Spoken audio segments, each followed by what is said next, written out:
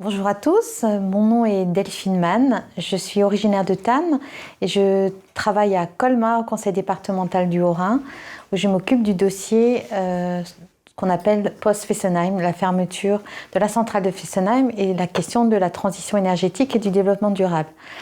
Je suis alsacienne, mes deux parents sont alsaciens de Mulhouse et de Thann. J'ai travaillé longtemps à Bruxelles, pendant 10 ans. J'ai travaillé à Strasbourg, j'ai travaillé à Saint-Louis, j'ai travaillé à Thann. Je travaille aujourd'hui à Colmar, donc je connais un peu, assez bien, ma région, que j'ai toujours arpentée comme une Wandererin, depuis que j'ai une Twingo, donc depuis mes 18 ans. Voilà, j'ai travaillé au Parlement européen, à Bruxelles.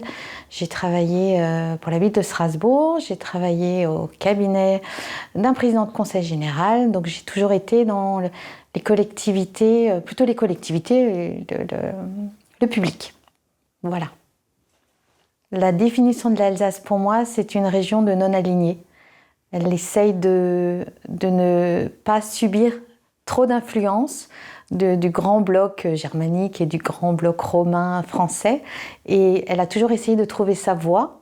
Elle essaye encore d'ailleurs de trouver une voie. Et donc je dirais que c'est une non-alignée. Elle est sur une ligne, mais elle ne veut pas rester sur sa ligne. Elle est une frontière et elle veut toujours, elle répond à un appel du large. Elle veut, et les Alsaciens veulent voyager, bouger et puis après revenir dans leur Heimat. Donc pour moi, l'Alsace, c'est des flux, c'est des lignes, nord-sud, est-ouest, des voies romaines. Le dessin, notre géographie est absolument fantastique, d'une simplicité, on ne peut jamais se perdre en Alsace. Donc c'est pour moi ma région de retour et ma région qui me donne envie de partir. Et avec un esprit rebelle, j'aimerais qu'elle le soit un peu plus d'ailleurs. Il y a des frontières entre chaque vallée, entre chaque village, entre chaque dialecte. On ne parle pas le même dialecte à Thann et à Mulhouse. Donc des frontières, on en a tous. Et puis, comme disait Régis Debray, c'est aussi la frontière, il y a une éloge, une éloge, je ne sais plus. Un éloge, ouais, c'est toujours à faire parce que c'est bien, la différence. Donc, s'il y a des différences entre les Barinois et les Haut-Rhinois, c'est très bien. Et c'est très bien aussi d'avoir plusieurs visions des choses. Alors, je pense que le Haut-Rhin est un peu plus... Je suis haut-rhinoise. Un peu plus industriel, peut-être un peu plus créatif. Ça, c'est une impression personnelle parce qu'il y a ces villes, quand même, Colmar, Mulhouse. Et le Bas-Rhin, bah, c'est déjà Strasbourg qui domine, avec un hinterland un peu, peut-être qui passe au second plan. Donc, pour moi, c'est des départements avec des portraits différents. Mais voilà, alsacien. J'adore passer la frontière. Ça me donne un sentiment de liberté et pas du tout de contrainte et plutôt de dépassement d'une limite ou d'un obstacle. Et passer la frontière, ça veut dire que je peux aller jusqu'à Ulaanbaatar. Je trouve ça fantastique. À pied, je pourrais aller jusqu'au bout de la Russie. Et donc, elle est une ligne. Elle nous différencie, bien sûr, on le voit dans les paysages. Moi, j'aime bien dans l'émission Carambolage, à la fin, il y a toujours ces photos où on doit savoir est-ce que vous êtes en France ou est-ce que vous êtes en Allemagne, par un petit détail. Et c'est vrai que par les fenêtres, par même les fleurs des jardins, on peut savoir quand même qu'on est en Alsace ou dans le pays de Bade. Donc la frontière existe, mais elle s'épaissit aussi. Elle est plus large, c'est-à-dire que moi, j'ai l'impression de vivre dans un état frontière. L'Alsace est une frontière large. Et donc la question aussi, toujours, c'est de savoir c'est quoi être un être frontière, c'est quoi être un vestibule, c'est quoi être une marche, c'est quoi être une porte d'entrée, c'est quoi être une frontière. Et c'est peut-être ça, être alsacien, c'est se poser cette question en permanence. Si j'étais badoise, j'aurais peut-être connu une petite histoire française à l'époque de Vauban, Louis XIV. Donc j'aurais eu mon petit passé avec une autre nationalité, peut-être une autre langue. Et encore, je ne crois pas qu'il y ait eu la volonté de faire passer Fribourg à la langue française. Donc je n'aurai pas la même vision et influence biculturelle que j'ai comme alsacienne, où j'ai vraiment vécu, enfin mes ancêtres, mais du coup je le porte, tous ces croisements. Je pense que, même s'ils ont connu des guerres, la réforme, le badois n'a pas ce passé biculturel qu'aura un alsacien. Malheureusement, je ne parle pas alsacien, mais ça me fait du bien quand j'entends des mots comme Omayasht. Enfin, il y a des trucs vraiment où je me sens tellement heureuse. Il y a des mots, Péchanacht, enfin des choses qui me touchent, qui ne me toucheraient pas si on me le disait en français. Donc j'ai une sorte de mémoire archaïque de la langue et de l'oreille certainement. L'Alsace, elle est liée à sa langue, elle est liée à sa langue, mais influencée, enfin mélangée avec du yiddish, avec des mots français. Elle est une langue frontière, même si elle est bien sûr d'influence germanique. Hein, je vais pas me lancer dans une querelle de linguistes. Je m'y connais pas. C'est un ressenti.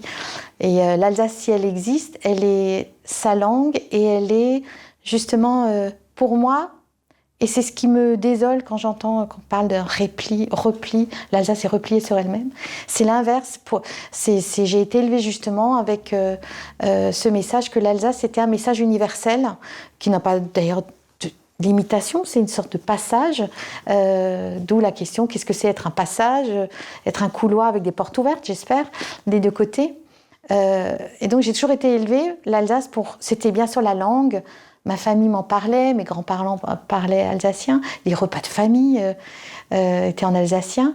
Mais moi, comme je ne l'ai pas, qu'est-ce qui m'attache à l'Alsace? C'est cet écho et un esprit universel et ouvert de réconciliation. Je comprends toutes les blagues, toutes les nuances. Je suis mariée avec un Allemand et quand on regarde par exemple une émission en bavarois, moi je comprends. Et lui qui vient du nord de l'Allemagne ne comprend pas. Donc c'est une richesse aussi, hein. C'est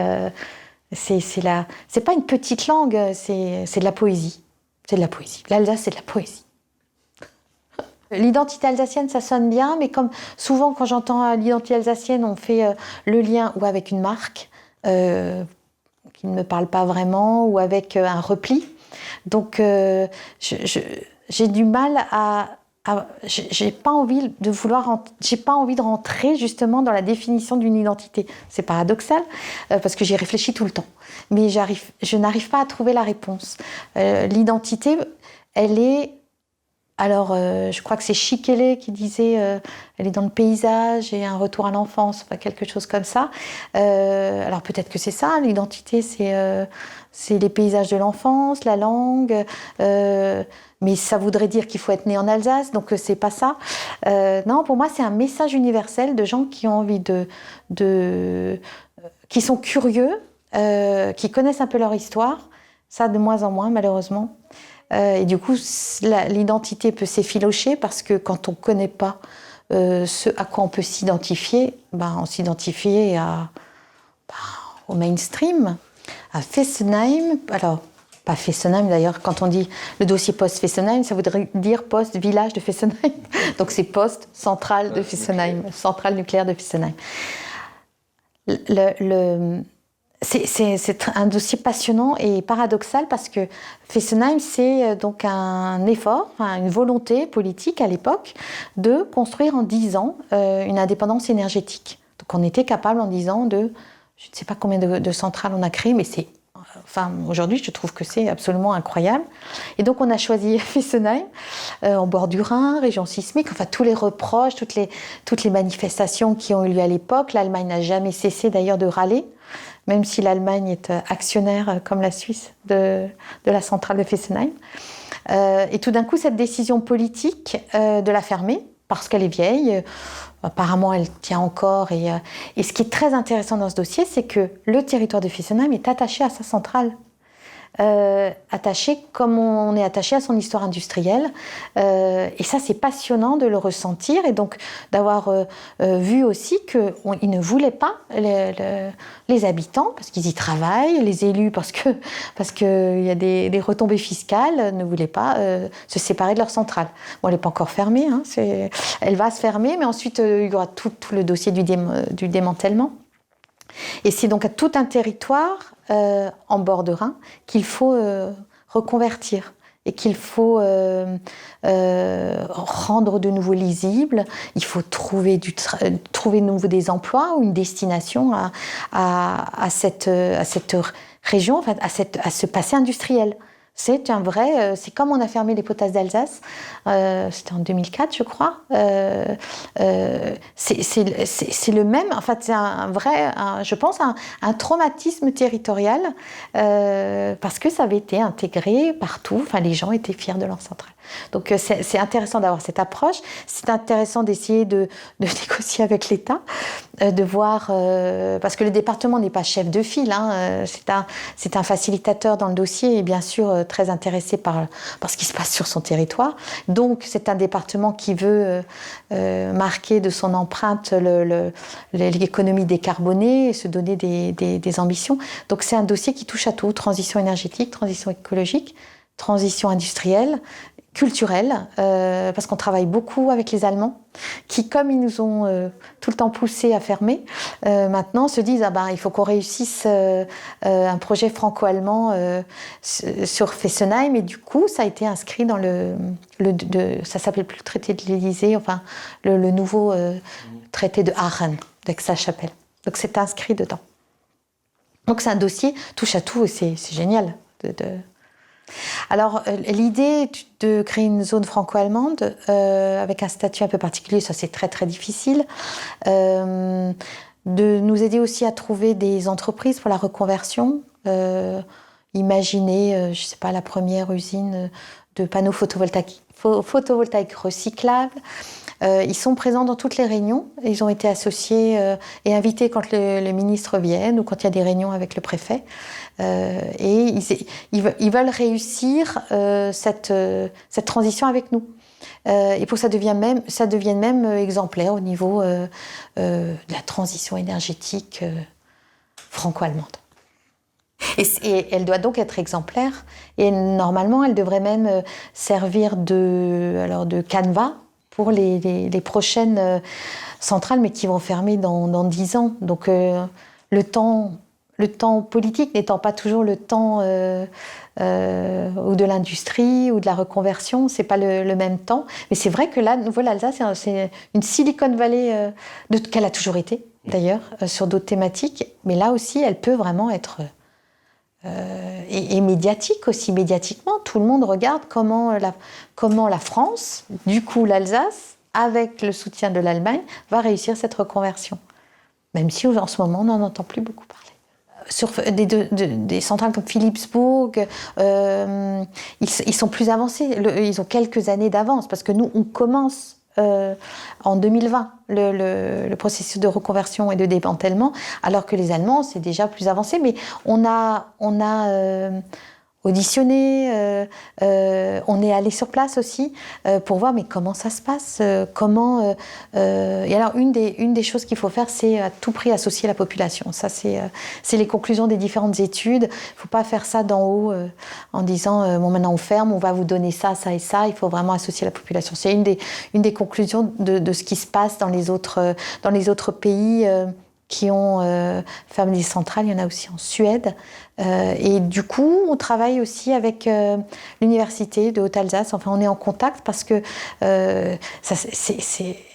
alors, je fais une petite aparté. On organise une semaine qui s'appelle Saturbine. Ça a été organisé en 2018, ça va être organisé en 2019, justement pour faire débat, pour que les entreprises, l'université se parlent. Et c'est vrai qu'on a découvert, par exemple, qu'il y avait des chercheurs qui travaillaient sur le démantèlement d'un territoire, comment ça se passe.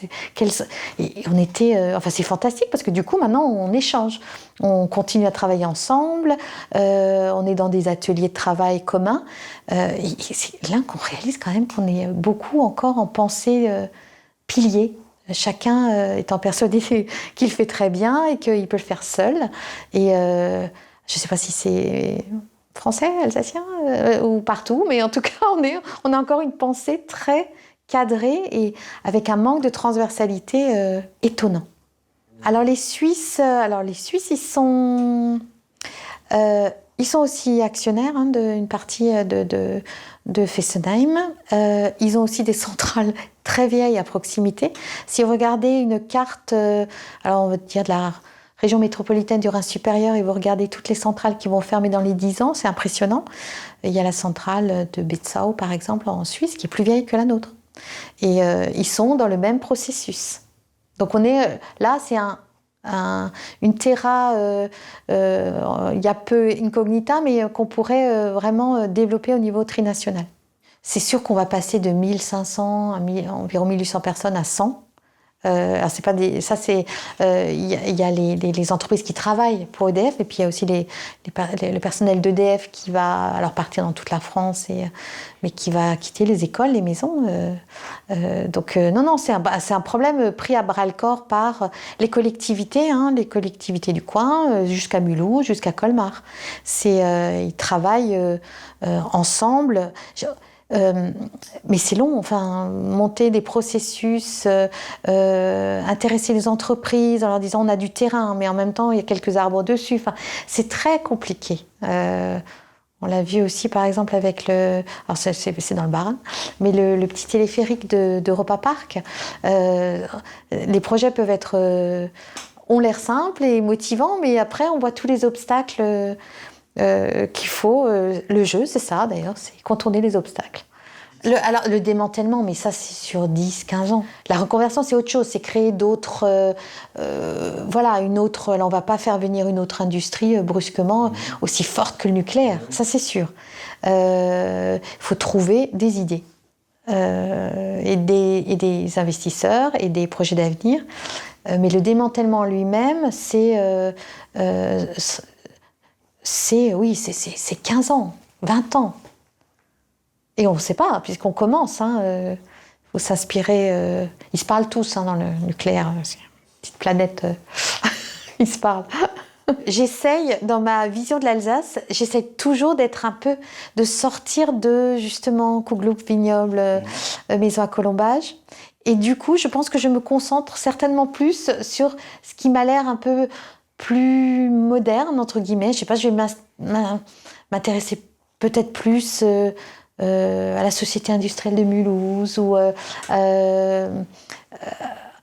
aux gravures qui ont été faites justement des bâtiments industriels, au site Motoko par exemple à Mulhouse, parce que je me dis que de toute façon on l'a, le Hansi-Ville, Hansi-City, c'est bon. On l'a. Je pense que ça restera. Et est-ce que c'est la vraie Alsace ? Oui, c'est vrai que mon oncle faisait le meilleur kouglouf du monde. Donc ça, à la rigueur, je le porte, mais je me dis qu'il faut qu'on réfléchisse justement à cette Alsace, alors justement, du vignoble, mais qui doit s'adapter au changement climatique. J'ai appris que justement, dans le Kaiserstuhl, ils arrêtaient de faire du Riesling, parce que c'est trop chaud. Il fait trop chaud. Donc cet aspect-là,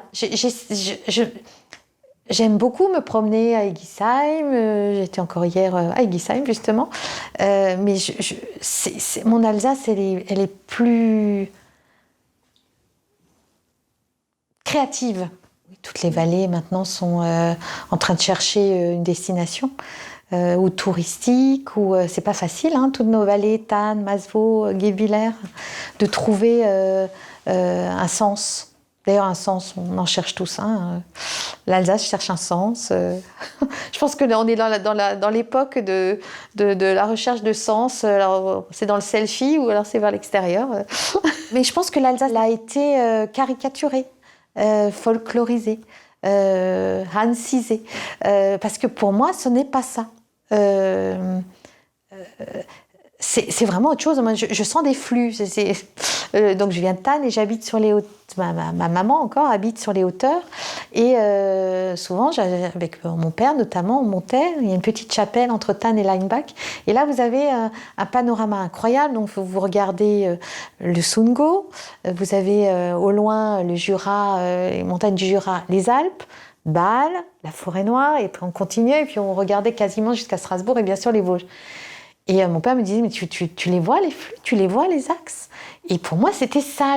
L'Alsace, c'est un quadrillage, des flux d'autoroutes, des flux de transport, des flux d'idées. Et après, bien sûr, des voies aussi est-ouest. Col de Bussan, comme Thannoise. Voilà, moi, je voyais les camions filer à Bussan. Donc c'est une Alsace quadrillée, vivante, commerçante, industrielle, un fleuve d'idées. Le colombage, oui, c'est chouette. Moi, j'adore les maisons à colombage, c'est beau et puis c'est des idées. J'ai appris récemment qu'en fait nos colombages transversaux sont plus solides que les colombages qu'on voit justement en Normandie ou en Bretagne qui sont tout droits et on a du mal à les faire tenir alors que nous on a inventé un super système, donc on est en plus on est inventif. Les éoliennes, quand vous allez en forêt noire, vous en voyez quand même pas mal au-dessus de Fribourg et une fois que vous passez, elles sont un peu cachées mais il y en a beaucoup, mais ça bloque en ce moment, et justement les associations, je crois qu'il n'y en aura plus beaucoup. Et alors chez nous, du côté alsacien, on en a, je crois, juste 2, 3 tout au nord. Mais il y a un blocage des populations. Et d'ailleurs, c'est dans mes dossiers aussi, l'acceptabilité du changement de paysage. Et on va organiser un colloque là-dessus, justement, sur la transition énergétique et les changements de paysage. On n'a pas manifesté quand on nous a mis des pylônes dans toute notre... Et maintenant, on les voit même plus. Et c'est moche, les pylônes qui partent de Fessenheim et personne n'est sorti dans la rue. Mais aujourd'hui, une éolienne... vous me direz, mais aujourd'hui, une éolienne, c'est quasiment impossible. Pourtant, on aurait du vent, notamment venant de la Trouée de Belfort, et même les panneaux photovoltaïques. Alors, comment est-ce qu'on installe des panneaux photovoltaïques sur les maisons anciennes de Colmar, par exemple, du centre-ville ? Où est-ce qu'on les installe ? Parce qu'il y a des reflets. La transition énergétique, c'est un dossier passionnant énorme. Le mot Grand Est ne me parle pas. Je ne comprends... On est tous le Grand Est de... On est tous le Grand Est. Il y a des millions de Grand Est. En fait, chaque pays pourrait avoir un Grand Est. Donc ça ne me parle pas. Et pour moi, je l'avais dit un jour, je me souviens à une réunion. C'était sur à l'époque, je travaillais à Strasbourg, il y avait une réunion sur l'intitulé du TGV Est. Et moi, naïvement, donc je dis, c'était, je crois, Guillaume Pépi, et je lui dis, mais pourquoi vous l'appelez TGV Est ? Pour moi, c'est le TGV Ouest. Parce que, logiquement, moi, je vais vers l'Ouest. Quand je vais faire Paris, je vais Paris-Bretagne. Donc, pour moi, c'était pas un TGV Est. Et aujourd'hui, je ne vois pas... Je vois pas... Si on appelait la Bretagne, la Normandie, un Grand Ouest. Pourquoi grand ? C'est vrai que c'est grand. Mais ça ne me parle pas.